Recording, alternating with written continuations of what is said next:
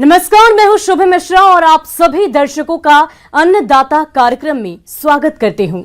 हमारे देश का किसान जन का पोषक है, वह श्रम का देवता है, अन्नदाता है और उसमें ही भारत की आत्मा निवास करती है। ऐसे ही किसानों की प्रगति के लिए हम खेती बाड़ी से जुड़ी हुई बहुत सी नई लाभकारी जानकारियां हर रोज सुबह लेकर आते हैं। तो चलिए कार्यक्रम शुरू करने से पहले देखते हैं क्या है आज अन्नदाता में।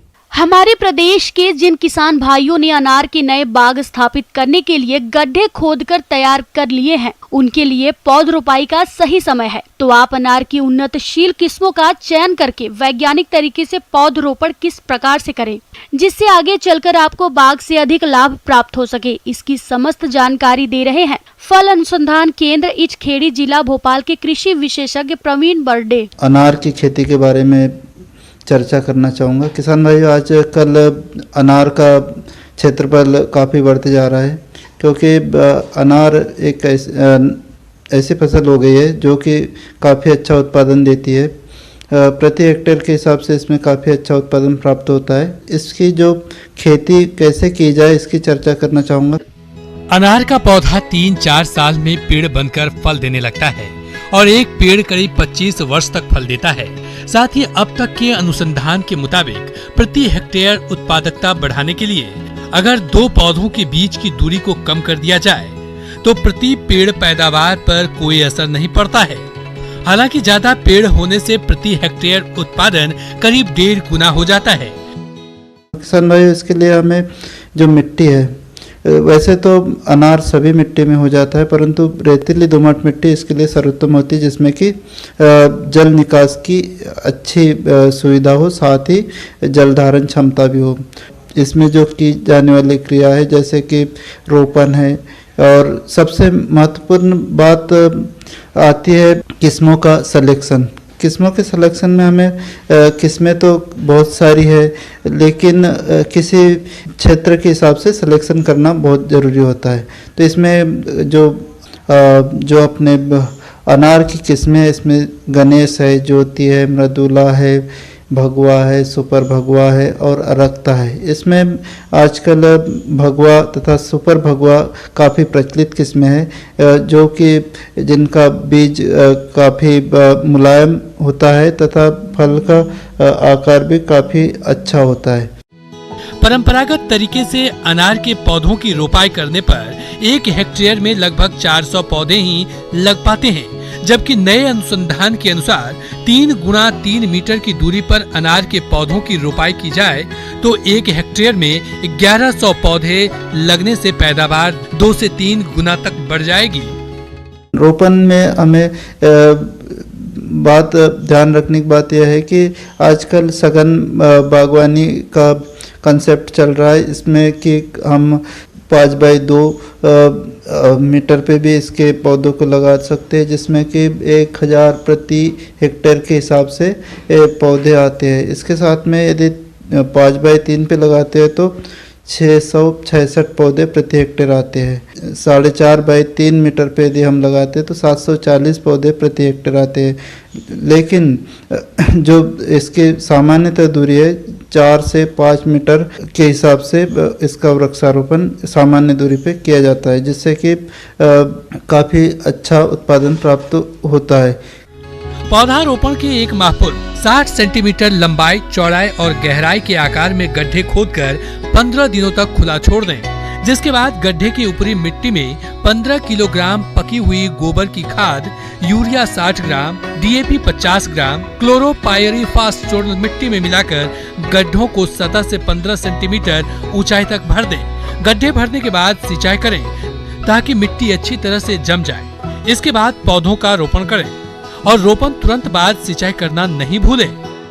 किसान भाई, इसके साथ में हमें बहुत सारे बातों का ध्यान रखना होता है, जैसे सिंचाई के लिए हमें वैसे तो सामान्यतः फ्लड सिंचाई की जाती है, परंतु यदि ड्रिप सिंचाई का उपयोग किया जाए तो उससे उत्पादन क्षमता के साथ साथ जो जल की मात्रा भी कम लगती है तथा उपज अच्छी प्राप्त होती है। ट्रेनिंग प्रूनिंग जिसे कटाई छटाई या सदाई कहते हैं, यह भी अनार की फसल में बहुत महत्वपूर्ण होता है। इसमें जो सदाई है उसमें एक तो मतलब एक तना मतलब जिसे सिंगल स्टेम कहते हैं और दूसरा बहु तना मतलब कि मल्टी स्टेम के आधार पे इसकी सदाई की जाती है।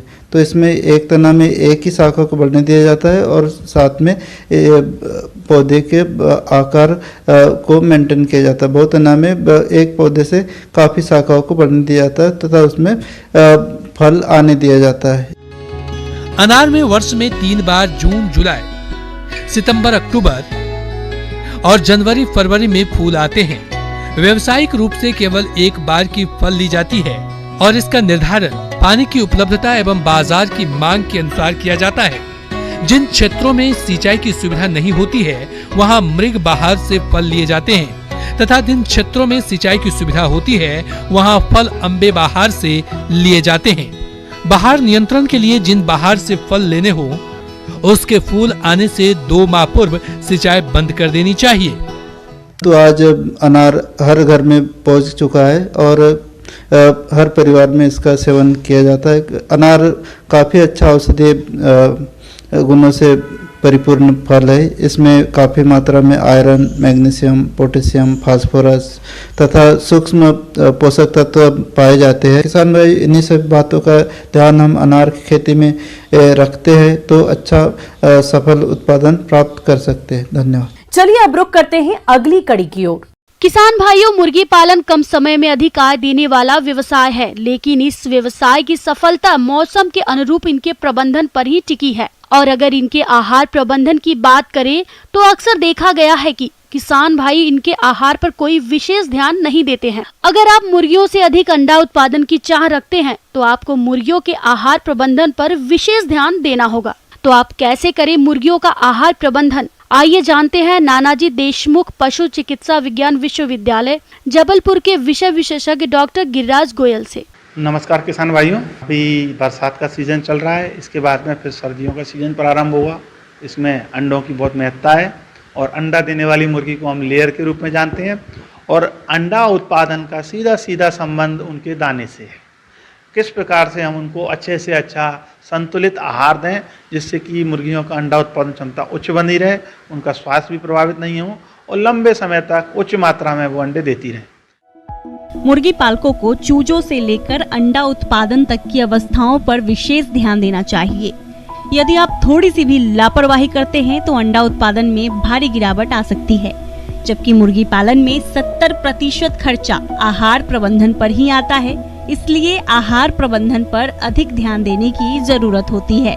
चूजों को पहली खुराक अंडे से निकलने के 48 घंटे बाद दी जाती है। अंडा देने वाली मुर्गियों का आहार 3 अवस्थाओं में दिया जाता है, जिसमें पहला चिक राशन, यह 1 सप्ताह से लेकर 8 सप्ताह तक की मुर्गियों को दिया जाता है। इसमें प्रोटीन की मात्रा 22 से 24%, ऊर्जा 2700 से 2800 कैलोरी प्रति किलोग्राम और कैल्शियम 1% होनी चाहिए।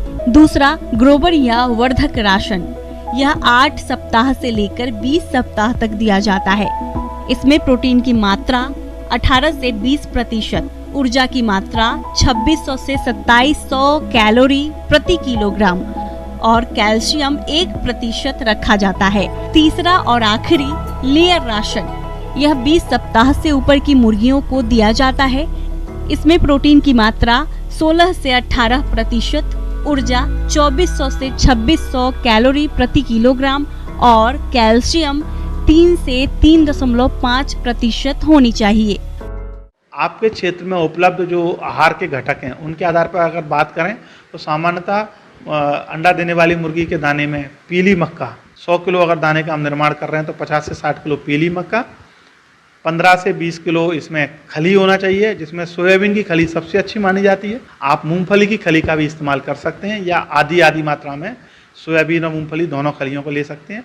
इसके बाद में इसमें चावल की छोटी कनकी या एक राइस पॉलिश होता है जो चावल मिल में इसका पाउडर निकलता है, वो भी आप डाल सकते हैं 15 से 20%। इसके साथ साथ में आपको मुर्गियों के दाने में खनिज तत्वों की मात्रा डालनी पड़ेगी। इनके लिए अंडा उत्पादन के लिए ट्रेस मिनरल्स करके आते हैं, वो आपको 2 किलो आपको डालना पड़ेगा 100 किलो दाने में, और 1 किलो नमक। इसके साथ साथ में आपको 2-3 और विशेष दवाइयाँ जो मैं आपको बताने जा रहा हूँ, तो उसमें एक कोक्सीडियो स्टेट नामक एक दवाई है जिसको बाज़ार में कई ब्रांड नेम से आती है, जिसमें डाइक्लाज्यूरिल बहुत अच्छा नाम है CMP1।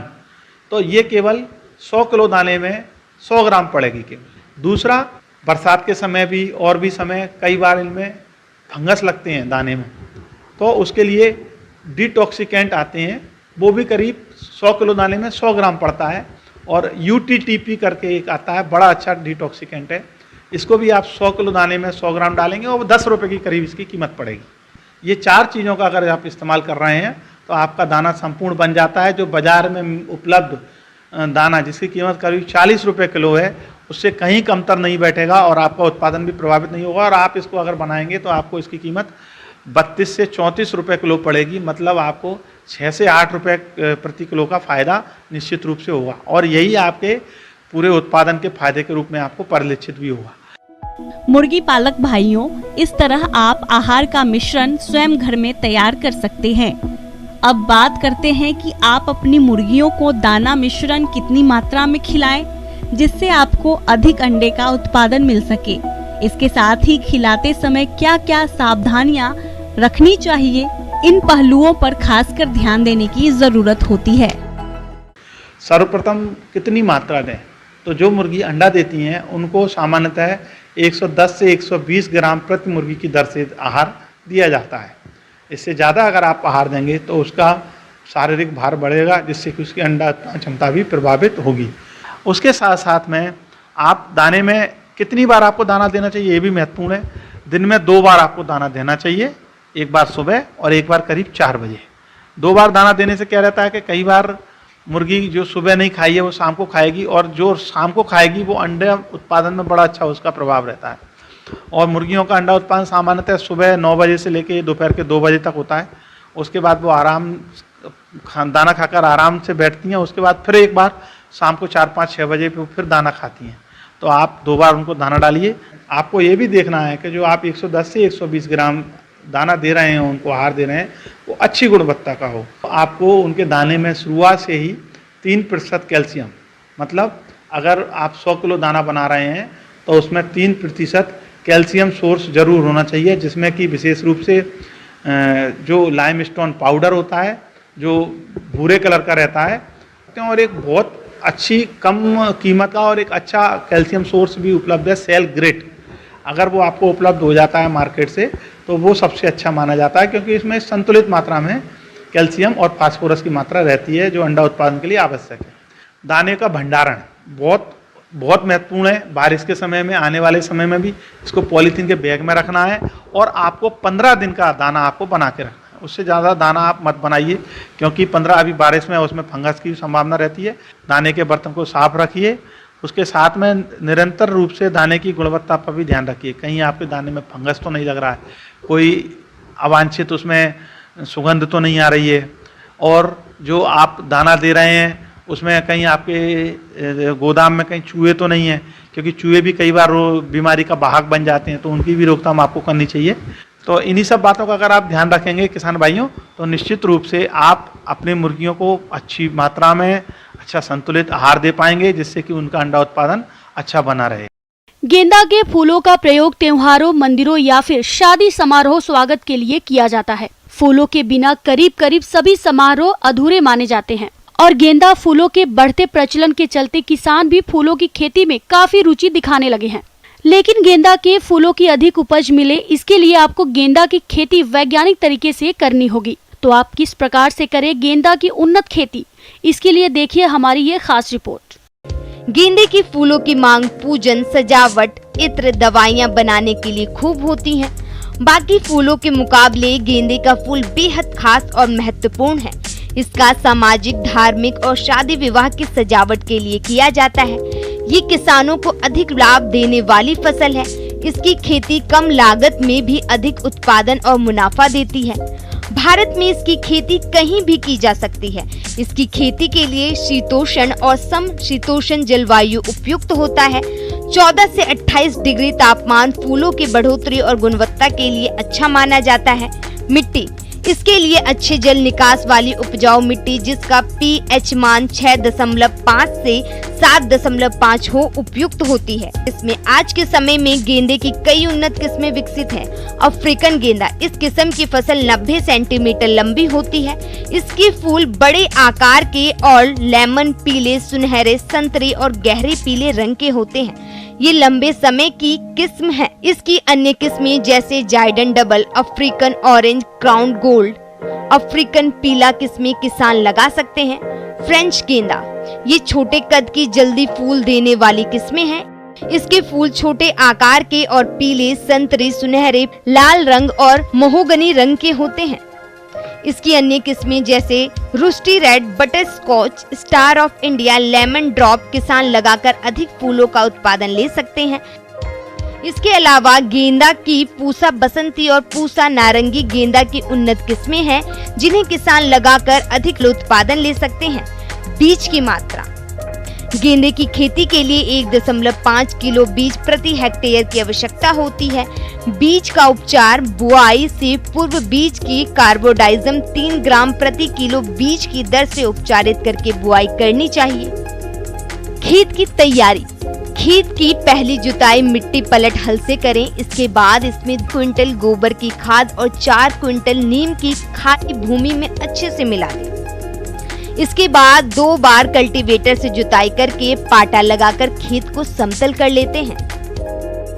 नर्सरी पोत तैयार करना, पहले जमीन को 2% फार्मिलिन से उपचारित कर लेना चाहिए। इसके बाद 3 मीटर लंबा 1 मीटर चौड़ी क्यारी बना लेते हैं। बीज को कतार से कतार की दूरी 5 सेंटीमीटर रखते हुए 3 सेंटीमीटर की गहराई में बुआई करनी चाहिए। बुआई के बाद हल्की भुरभुरी गोबर की खाद से ढककर सिंचाई करके सूखे घास से ढक देते हैं ताकि बीजों का अंकुरण अधिक समान हो। गेंदे की बिजाई वर्ष में कभी भी की जा सकती और सर्दियों में इसकी बिजाई मध्य सितंबर से मध्य अक्टूबर में करते हैं। खाद और उर्वरक, किसान भाइयों, पोषक तत्वों का प्रयोग मिट्टी परीक्षण रिपोर्ट के अनुसार करें। सामान्य तौर पर फसल की अच्छी बढ़वार के लिए urea 70 kilo, single super phosphate 100 kilo और म्यूरेट ऑफ पोटाश 53 किलो प्रति एकड़ में डालते हैं जिससे फसल की बढ़वार अच्छी होती है। गेंदे की रोपाई, तैयार खेत में पौध रोपण से पहले खेत की छोटी छोटी क्यारियों में बांट लेते हैं। गेंदे के पौधों की रोपाई समतल क्यारियों में की जाती है। रोपाई की दूरी गेंदे की किस्म पर निर्भर करता है। अफ्रीकन गेंदे में पंक्तियों से पंक्तियों की दूरी 45 सेंटीमीटर रखी जाती है। रोपण का कार्य सायंकाल के समय में करना चाहिए। रोपाई के बाद हल्की सिंचाई करनी चाहिए। इस तरह से किसान भाई गेंदा की खेती करके अधिक फूलों का उत्पादन करके अच्छा खासा मुनाफा कमा सकते हैं। अन्नदाता हेल्पलाइन निशुल्क फोन संपर्क सेवा के माध्यम से आपके द्वारा पूछे गए प्रश्नों में से 1 या 2 महत्वपूर्ण प्रश्न को हम अपने कार्यक्रम में शामिल करते हैं और इसी के तहत आज किसान का सवाल और उसका जवाब कुछ इस प्रकार है। अन्नदाता निशुल्क फोन संपर्क सेवा के माध्यम से पूछे गए प्रश्नों में से आज हमने जिस प्रश्न को कार्यक्रम में शामिल किया है उसे पूछा है ग्राम मजीठा, जिला इटारसी के कृषक जीवन लाल ने। ये बैगन की फसल में तना और फल छेदक कीट के समन्वित नियंत्रण के बारे में जानकारी चाहते हैं। तो जीवन लाल जी, आपकी जानकारी के लिए प्रस्तुत है कार्यक्रम का ये अंश। आज हम चर्चा करेंगे बैंगन फसल में कीट एवं रोगों का नियंत्रण। सबसे पहले हम बात करते हैं कि बैंगन फसल में मुख्यतः एक brinjal suit and fruit borer कीट का प्रकोप होता है और ये कीट इस फसल को बहुत ज़्यादा मात्रा में क्षति पहुंचाता है। कई बार पूरे के पूरे जो खेत होते हैं वो इस कीट के द्वारा प्रभावित होकर और पूरा फल होता है वो नष्ट हो जाता है और किसान भाइयों को बहुत ज़्यादा हानि होती है। ये कीट पहले शाखाओं में पाया जाता है और जहाँ ये कीट पाया जाता है कुछ समय बाद में शाखाएं धीरे धीरे करके सूखना प्रारंभ कर देती हैं। तो ये प्रारंभिक अवस्था होती है इस कीट की और अगर इस कीट को हम समय पर नियंत्रित नहीं करते हैं तो जैसे ही फल बनता है उस फल में ये कीट प्रवेश कर जाता है और उन फलों की गुणवत्ता को भी प्रभावित कर देता है। किसान भाइयों, फल और तना छेदक कीट के नियंत्रण के हेतु फसल में 6 से 7 फेरोमोन ट्रैप प्रति एकड़ के हिसाब से लगाने चाहिए। इसके साथ फसल में लाइट ट्रैप का भी उपयोग करना चाहिए। यदि फसल में नुकसान आर्थिक क्षति स्तर से अधिक है तो आप रासायनिक नियंत्रण के लिए 1 मिलीलीटर इंडोक्साकार्ब दवा को प्रति लीटर पानी के हिसाब से घोलकर फसल पर छिड़काव करें, जिससे फल और तना छेदक कीट का नियंत्रण हो जाएगा। तो इस कीट का नियंत्रण के लिए हमें नीम ऑयल का छिड़काव भी कर सकते हैं और इसके अलावा स्पाइनोसेड 45 SC लगभग 3 ml 10 लीटर पानी में मिलाकर छिड़काव करके भी इसका नियंत्रण कर सकते हैं। इसके अलावा प्रोफेनोफॉस 50 cc 2 ml पर लीटर पानी में मिलाकर छिड़काव करके और इस कीट को हम नियंत्रित कर सकते हैं।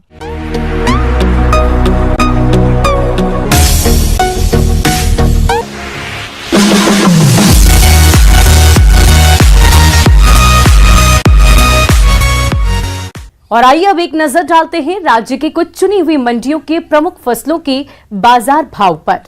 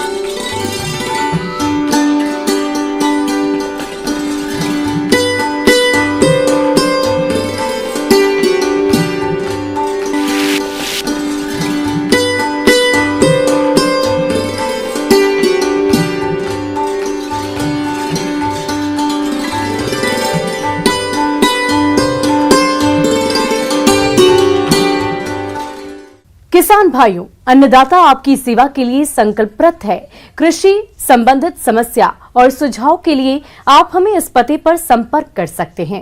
प्रोड्यूसर अन्नदाता, news 18 Madhya Pradesh Chhattisgarh, Ramoji film city Hyderabad 501512। साथ ही आप हमें ईमेल भी कर सकते हैं।